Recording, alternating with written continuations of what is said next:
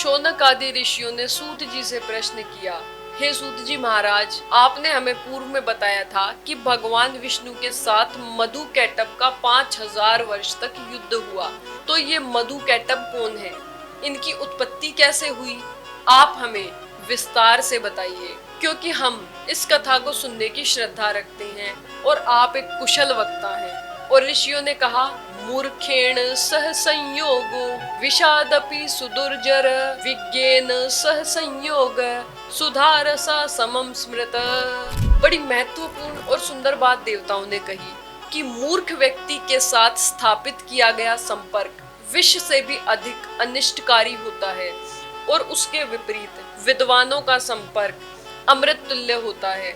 खाते तो पशु भी हैं, वो भी अपना जीवन यापन करते हैं, मल मूत्र का त्याग करते हैं, विषय सुख की अनुभूति करते हैं, लेकिन उनमें ज्ञान नहीं होता और ना उनमें मोक्ष प्राप्ति की इच्छा होती है।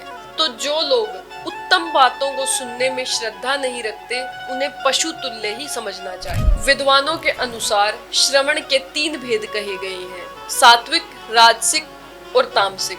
शास्त्र इत्यादि का श्रवण सात्विक श्रवण है, साहित्य का श्रवण राजसिक श्रवण है तथा दूसरों की निंदा इत्यादि तामसिक श्रवण है। उसमें भी विद्वानों ने सात्विक श्रवण 3 प्रकार के बताए हैं, उत्तम, मध्यम और अधम।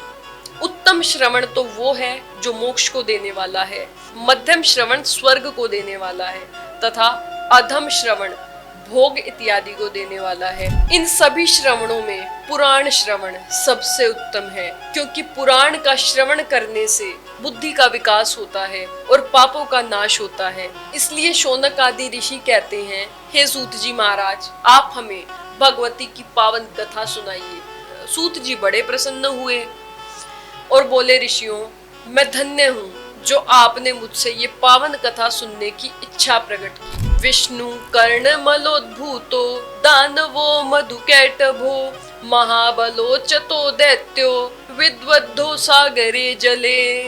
बात ये उस समय की है जब प्रलय अवस्था में पूरी त्रिलोकी जल में डूब गई थी। सारी सृष्टि को अपने उदर में समेटकर भगवान विष्णु शेष शैया पर शयन कर रहे थे।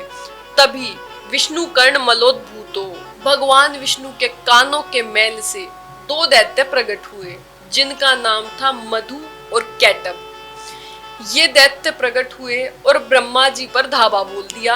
अब कितना सुंदर संकेत यहाँ पर दिया गया है। मधु का अर्थ क्या होता है? मधु का अर्थ होता है मीठा। मीठा मतलब राग, प्रेम, और कैटभ का अर्थ होता है कड़वा अर्थात द्वेष।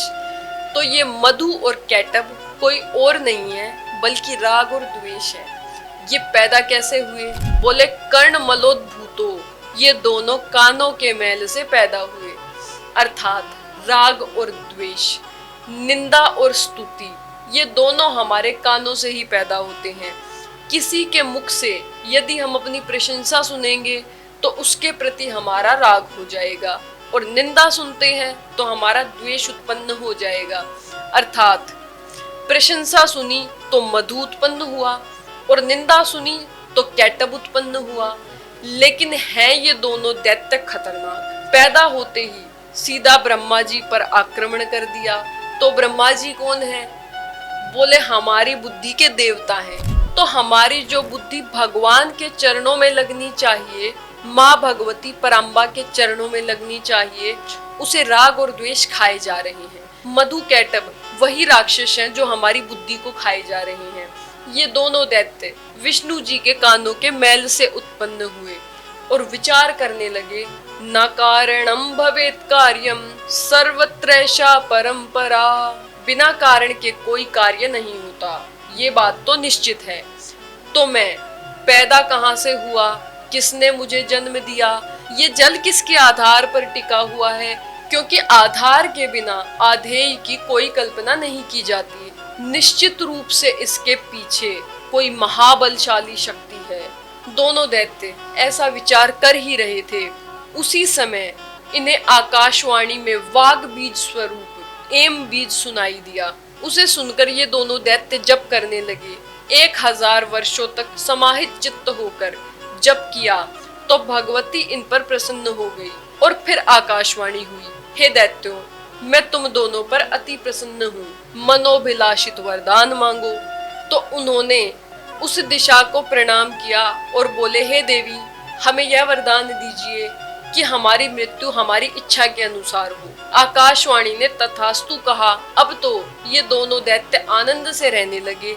संयोगवश एक बार इनकी नजर कमल के आसन पर बैठे हुए ब्रह्मा जी पर गई। ये बोले, हे चतुरानन, आप हमसे युद्ध कीजिए, अन्यथा इस शुभ आसन कमल को छोड़कर आप शीघ्र यहाँ से चले जाइए, क्योंकि यह आसन आपके लिए नहीं है। अब ब्रह्मा जी सोचने लगे, इनसे लड़ूं या ना लड़ूं, क्योंकि शास्त्र कहते हैं, अज्ञाते तु बले कामम नैव युद्ध प्रशस्तते। जिसके वास्तविक बल का ज्ञान ना हो उसके साथ कभी भी युद्ध नहीं करना चाहिए। तो इनके बल का भी मुझे नहीं पता, इनके अंदर कितना बल है। अब मेरे कष्ट को भगवान विष्णु ही दूर करेंगे, मुझे उनकी ही शरण में चलना चाहिए। लेकिन विष्णु जी भगवती निद्रा देवी के वशीभूत थे और वो शेष शैया पर शयन कर रहे थे। ब्रह्मा जी ने विष्णु जी की स्तुति की कि हे दीनानाथ, हे देव देव जगन्नाथ, आप उठिए और मेरे संकट को हरिए। जब विष्णु जी नहीं जगे तो ब्रह्मा जी ने सोचा, इस समय विष्णु जी निश्चित रूप से शक्ति के अधीन हैं, क्योंकि निद्रा वास्तविक रूप से भगवती का ही स्वरूप है। या देवी सर्वभूतेषु निद्रा रूपेण संस्थिता। ब्रह्मा जी हाथ जोड़कर भगवती निद्रा की स्तुति करने लगे। ब्रह्मा जी हाथ जोड़कर कहते हैं, हे माता, आप ही बुद्धि स्वरूपा होकर समस्त लोक को ज्ञान देती हैं, लक्ष्मी स्वरूपा होकर देवताओं को सदा सुख प्रदान करती हैं, संपूर्ण प्राणियों में कीर्ति, मति, धृति, कांति, श्रद्धा के रूप में विद्यमान है। हे माता, आप चराचर जगत को चेतना देने वाली हैं। निश्चित रूप से भगवान विष्णु इस समय आपके ही वशीभूत हैं। हे माता, मधु कैटभ दैत्य के नाश के लिए आप विष्णु जी की निद्रा भंग कीजिए। जब ब्रह्मा जी ने इस प्रकार स्तुति की तो भगवती प्रसन्न हो गई और विष्णु जी के शरीर से तामसी शक्ति के रूप में निकल गई। विष्णु जी की निद्रा भंग हुई और वो सामने कांपते हुए ब्रह्मा जी को देखते हैं तो कहते हैं, हे ब्रह्मदेव, आप तपस्या को छोड़कर यहाँ क्या कर रहे हैं? ब्रह्मा जी ने सारी स्थिति बता दी। भगवान बोले, आप चिंता मत कीजिए, मैं उन दोनों दैत्यों का वध करूंगा। संयोगवश ब्रह्मा जी को खोजते हुए वो दोनों दैत्य वहीं पहुंच गए। चतुरानन, तुम हमारे भय से इस चतुर्भुज के पास आ गए, तुम मुझसे युद्ध करो, नहीं तो इसके देखते देखते मैं तुम्हारा वध कर दूंगा और उसके बाद इस चतुर्भुज को भी मार डालूंगा। या तो तुम मेरे साथ युद्ध करो, अन्यथा हाथ जोड़कर ये कह दो कि मैं तुम्हारा सेवक हूं, तो मैं तुम्हें अभय दान दूंगा। तब विष्णु जी बोले, दैत्यों, तुम्हें लड़ने की बड़ी इच्छा है तो आ जाओ, हमारे साथ युद्ध करो। अब विष्णु जी के साथ मधु कैटभ का युद्ध शुरू हो गया। कभी मधु लड़ता तो कभी कैटभ विश्राम करता, और जब कैटभ लड़ता तो मधु विश्राम कर लेता। 5000 वर्षों तक भीषण युद्ध हुआ। भगवान थक गए, लेकिन वो दैत्य नहीं थके। अब विष्णु जी तो लगातार युद्ध कर रहे थे। विष्णु जी बोले, देखो भाई, तुम दो लोग हो, मैं अकेला हूँ।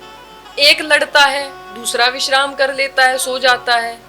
अब जब दूसरा लड़ता है तो पहला विश्राम कर लेता है, सो जाता है। तो तुम लोग तो बारी बारी विश्राम कर लेते हो, लेकिन मैं अकेला ही बारी बारी तुम दोनों से युद्ध करता हूँ, इसलिए थोड़ा हम भी विश्राम कर लेते हैं। और वैसे भी शास्त्र कहते हैं, श्रांते भीते तयक शस्त्रे पतिते बालके तथा प्रहरन्ति न वीरास्ते धर्म एष सनातन। अर्थात थके हुए, डरे हुए, शस्त्र त्यागे हुए, गिरे हुए और बालक पर वीर लोग कभी भी प्रहार नहीं करते। यदि कोई इन पर प्रहार करता है तो समझ लीजिए वो वीर नहीं है। विष्णु भगवान बोले, इसलिए मैं कुछ क्षण विश्राम कर लेता हूँ, फिर से युद्ध करेंगे। तो दोनों दैत्य बोले, ठीक है भाई। तो पता लगा भगवती ने इन्हें इच्छा मृत्यु का वरदान दिया है। विष्णु जी सोचने लगे, अब इनका वध कैसे हो, क्योंकि अपने से तो कोई मरना नहीं चाहेगा। जिसको इच्छा मृत्यु का वरदान मिल गया और वो भी दैत्य, तो कब वो मरना चाहेंगे? अपनी इच्छा के बिना तो मरेंगे नहीं। अब भगवान विष्णु चिंतित हो गए। भगवान विष्णु सोचते हैं कि कोई अत्यंत दुखी हो, रोगी हो, दीन हो, वो भी अपनी इच्छा से मरना नहीं चाहता। फिर ये दोनों दैत्य तो बड़े बलशाली हैं, मान लो कोई बीमार है वही नहीं मरना चाहता, तो जो बलशाली है, जिसका जीवन बड़ा सुंदर जा रहा है, वो क्यों मरना चाहेगा।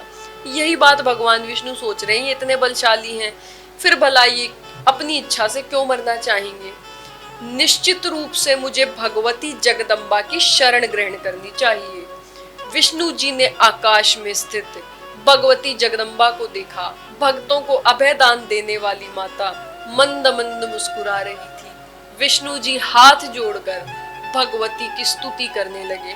विष्णु जी ने हाथ जोड़कर कहा, नमो देवी महामाये, सृष्टि संहार कारिणी, अनादि निधने चंडी, भक्ति मुक्ति प्रदे शिवे, न ते रूपम विजानामि, सगुणम निर्गुणम तथा, चारित्राणि कुतो देवी, संख्यातीतानि यानि ते। इस प्रकार से विष्णु भगवान माँ भगवती की स्तुति करते हैं। विष्णु जी कहते हैं, हे देवी, हे भगवती, सृष्टि का सृजन पालन और संहार करने वाली चंडी, हे भुक्ति मुक्ति प्रदायिनी दुर्गे, आपसे वरदान प्राप्त करके ये दोनों दैत्य मधु कैटभ मतवाले हो रहे हैं। हे माता, अब आप ही इनकी मृत्यु का उपाय बताइए। तब भगवती मुस्कुरा के बोली, देव देव हरे विष्णु, कुरु युद्धम पुनः स्वयं। हे विष्णु जी, आप पुनः युद्ध कीजिए। इन दोनों दैत्यों को छल पूर्वक मारा जा सकता है। मैं अपनी वक्र दृष्टि से इन्हें मोहित कर दूंगी, तब आप इनका वध कर देना। भगवती के इन वचनों को सुनकर विष्णु जी पुनः युद्ध करने के लिए तैयार हो गए। युद्ध प्रारंभ हुआ। विष्णु जी बोले, दानवा बहवो दृष्टा, युद्धमाना मया पुरा। मैंने बहुत से दानव देखे और उनके साथ युद्ध किया, लेकिन युवयोः सदृश कोपी न दृष्टो न च वैश्रुतः। तुम दोनों के जैसा वीर ना तो मैंने देखा है और ना सुना है। तुम्हारे ऊपर मैं बहुत प्रसन्न हूँ, वरदान मांगू। ये दोनों दैत्य भगवती की माया से ऐसे मोहित थे कि इनकी बुद्धि काम ही नहीं कर रही थी। ये बोले, विष्णु, मांगता हमेशा कमजोर व्यक्ति है, शक्तिशाली व्यक्ति कभी नहीं मांगता। तो कमजोर तुम हो, हम नहीं, इसलिए तुम्हें जो वरदान मांगना है मांग लो, हम देंगे तुम्हें। विष्णु जी बोले, यदि आप दोनों मेरे ऊपर सच में प्रसन्न हैं और मुझे वरदान देना चाहते हो, भवेता मध्य में तुष्टो मम वध्या बुभावपी, तुम दोनों मेरे हाथों से मर जाओ। अब ये सुनकर मधु कैटभ अचंभित से रह गए कि हम तो देवी की माया के द्वारा ठगे गए। इनको लगा था कि इनकी मृत्यु तो निश्चित है, लेकिन फिर भी मृत्यु को टालने का उपाय करना चाहिए। अब इन्होंने विचार किया कि सर्वत्र जल है, भूमि कहीं नहीं है। तो ये बोले, आप हमें ऐसी जगह मारिए जहाँ जल ना हो और बड़ी विस्तृत भूमि हो, वहीं हम मारे जा सकेंगे। भगवान विष्णु विराट रूप में प्रकट हो गए, दोनों दैत्यों को उठा लिया और अपने घुटने पे लेटाया और बोले, दैत्यों, यहाँ जल नहीं है, ये पृथ्वी है, यही मैं तुम दोनों को मारूंगा। और अपने सुदर्शन चक्र के द्वारा भगवान विष्णु ने उन दोनों दैत्यों का सिर धड़ से अलग कर दिया। अब सोचने वाली बात तो ये है, भगवान विष्णु ने वहीं पर विराट रूप प्रकट किया था और उनको उठा लिया था, तो लेकिन नीचे जल तो फिर भी था ना। अब दैत्य शायद इस बात को समझ नहीं पाए और छल पूर्वक भगवान ने उन दोनों का सर काट दिया। सागरे सकलो व्याप्तस तदा वै मेधसा तयो, इनकी मज्जा सागर में एकत्रित हो गई और पिंडाकार आकृति का रूप ले लिया, जिसे पृथ्वी कहते हैं। मेदिनीति ततो जातम नाम पृथव्याः समन्ततः, तभी से पृथ्वी का एक नाम मेदिनी पड़ गया, क्योंकि ये मधु कैटभ की मज्जा से उत्पन्न हुई है। अभक्षामृत्तिका तेन कारणेन मुनीश्वरा, इसलिए मिट्टी को अभक्ष्य माना गया है, इसे खाना नहीं चाहिए। श्री सूत जी महाराज कहते हैं, शौनक आदि ऋषियों, आपने जो मुझसे पूछा था मधु कैटभ कौन है, उनकी उत्पत्ति कैसे हुई, वो सारी कथा मैंने आपको सुना दी। व्यक्ति को चाहिए कि सदा भगवती के नामों का जप तप श्रवण कीर्तन करता रहे।